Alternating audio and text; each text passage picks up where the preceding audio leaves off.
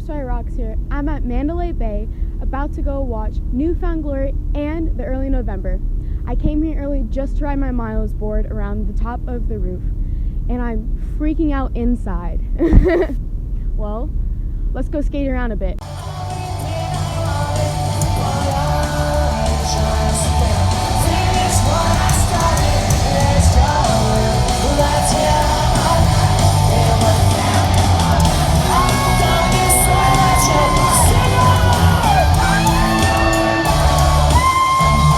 So the reason why I've been kind of freaking out about this concert is because I'm going to be interviewing Cyrus Bolooki, and I'm going to be kind of picking his brain about SJC drums and why he got into it, and I've been really wanting to get into the SJC family, and I'm just really excited to be talking to him today. So let's go inside.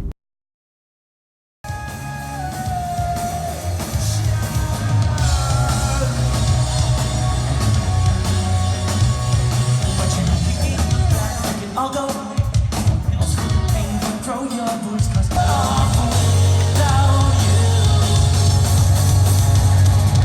do you regret your loneliness?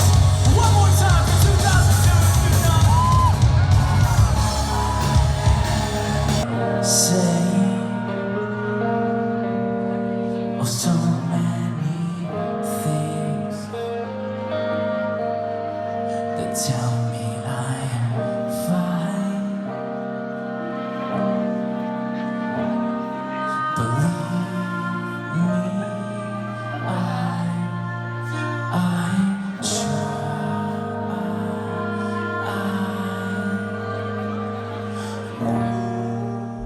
Hey everyone, I'm here with Cyrus Bolooki, and I'm going to ask him about 3 questions, and then he has to go off and get ready for the concert.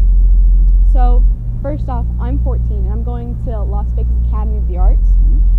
If I'm not wrong, you started playing drums when you were like 14, 15? Yeah, it was literally around the same age. Yeah. So, also I read that when you auditioned for Newfound Glory, that I'm assuming you're pretty nervous, and that they actually told you to play louder. Yes, yeah, that was like their one thing that they told me. I had learned all their music just by listening to it and also playing along, but I ended up playing along to it more on like pillows and kind of my thighs, because my parents weren't really huge on like being loud at the house, right? Yeah. And I didn't really have a place to go back then. So yeah, I went in and I played all the songs, and I guess I played them great, but they were just like immediately, they're like, that was awesome, but can you play a little louder? Yeah. I feel like I still try to prove them wrong, you know, when I'm up on stage. You'll see it tonight, because I think I hit pretty hard. Maybe too hard, but whatever. Well, at LVA, I have to play around 120 plus shows a year. That's crazy. Yeah. And in front of fairly big audiences.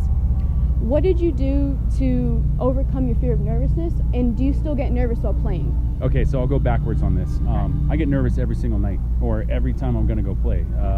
Maybe even sound checks if there's a whole bunch of people there or something like that. You know, I'm just nervous because this is something that, especially drumming, it involves your entire body. It's so much like muscle memory, yet it is very just taxing on the mind.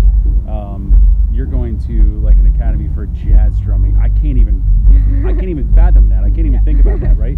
But then, you know, how did I get over that?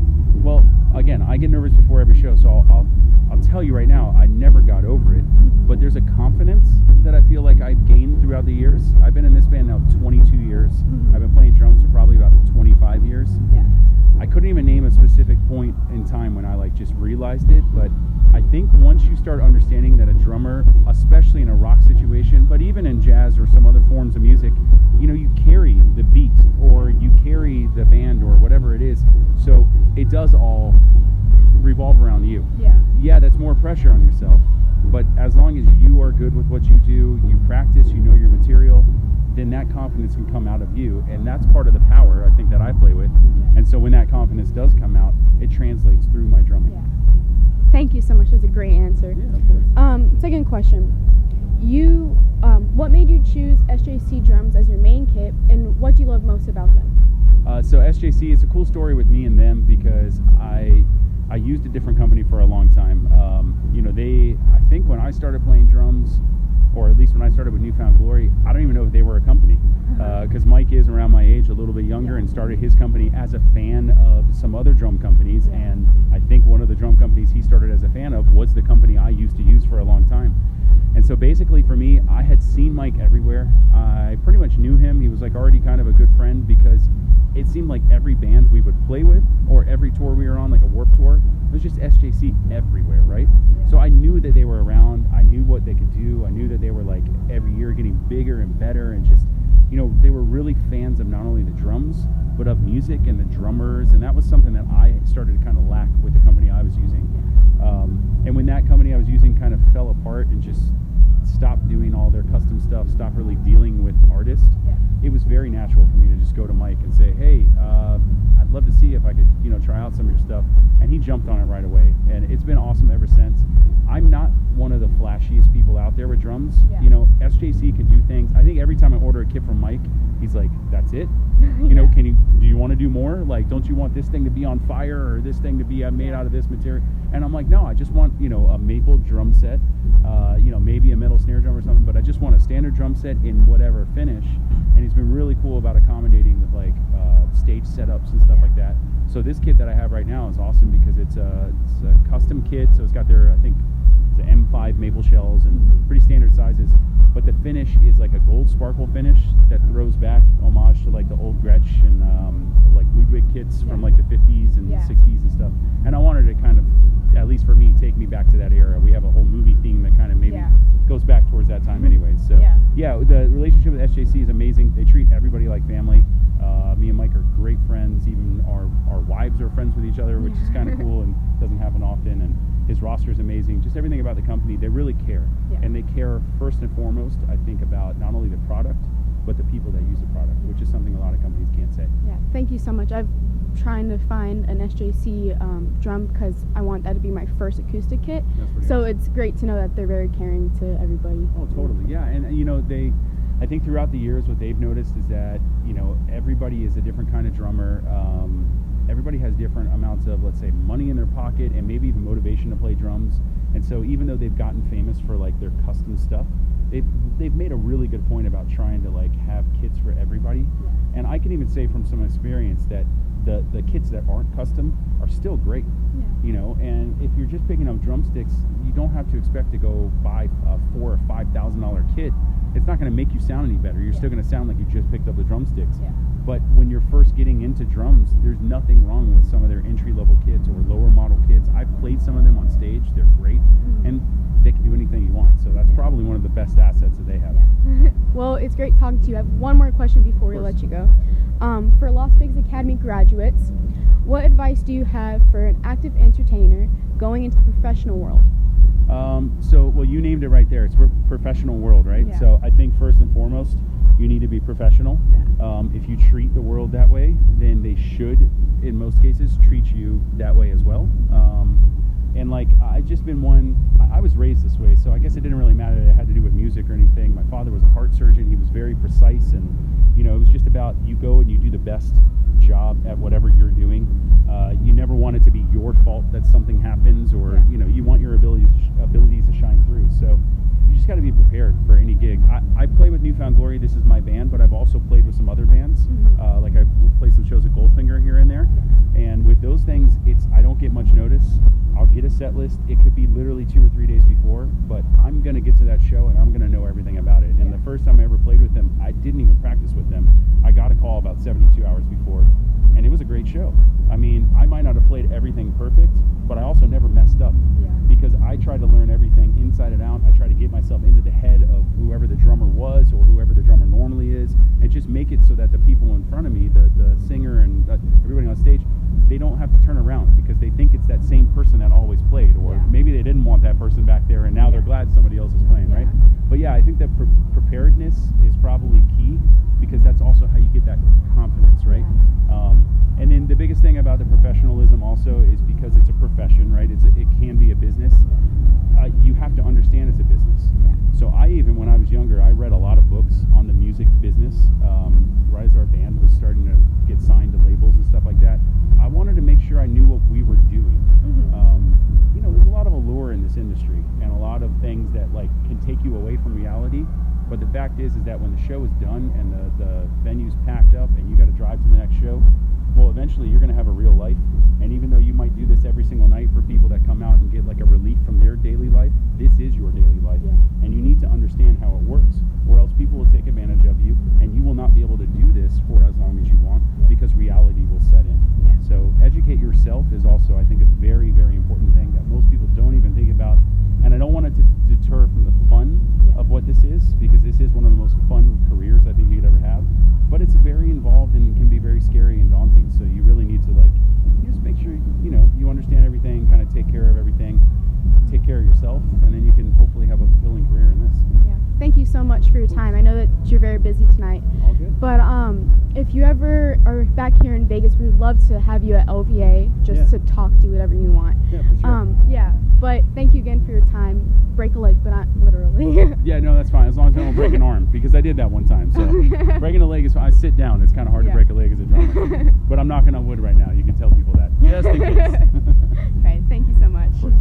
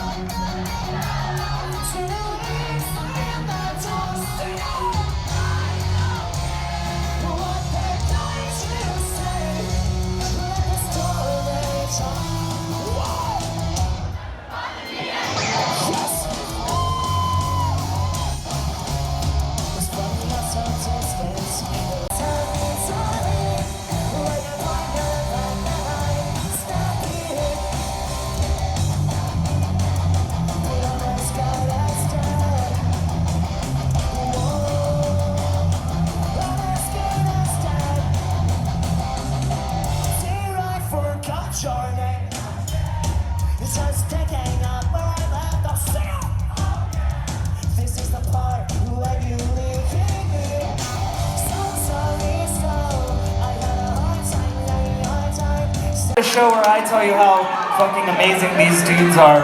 These are some of my best friends for the last 20 years of traveling the world playing music. And when my band decided to call it quits, I didn't know if I was going to get to see you guys or play rock and roll ever again, but here I am hanging with some of my best friends doing it every night. So make some noise for New Found Glory, everybody. Anybody here, were you at the Yellow Card and New Found Glory show? Hell yeah. That was a sick show. Thank you so much. Real quick, you see this sign? It says popcorn. We don't like lying to you guys. We have a popcorn machine on stage and we pop popcorn all day. Who wants some free popcorn? Ian, you want to throw some popcorn out here? Cameo's on, bro.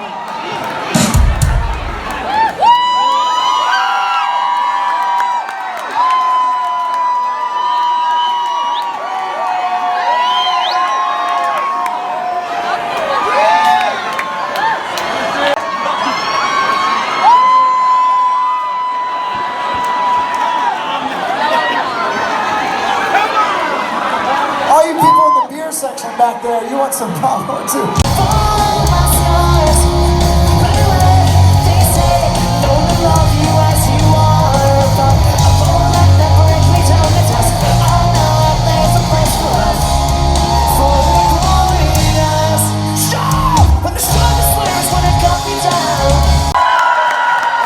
I'll still take gift cards from all of you. I was just saying, for men, that's all I want.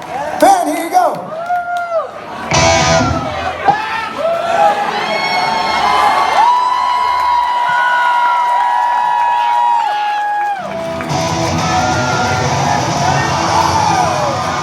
Las Vegas, Nevada! Benjamin Wilcox! Let's go! Go! Go! Go! Go! Go! Go!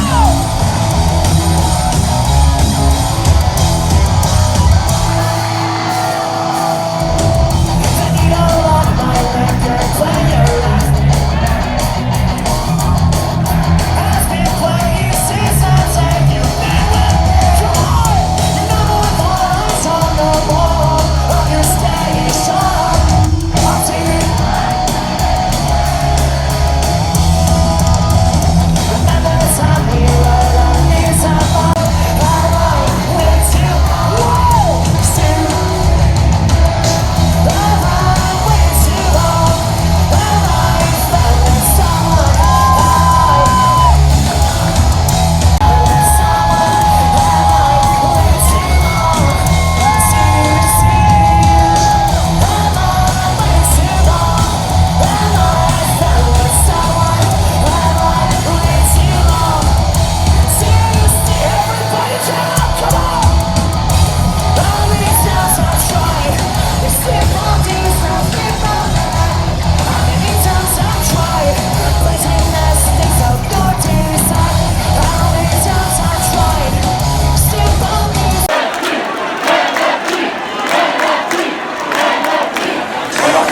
I'm staying in a parking lot at Twin Pines Mall.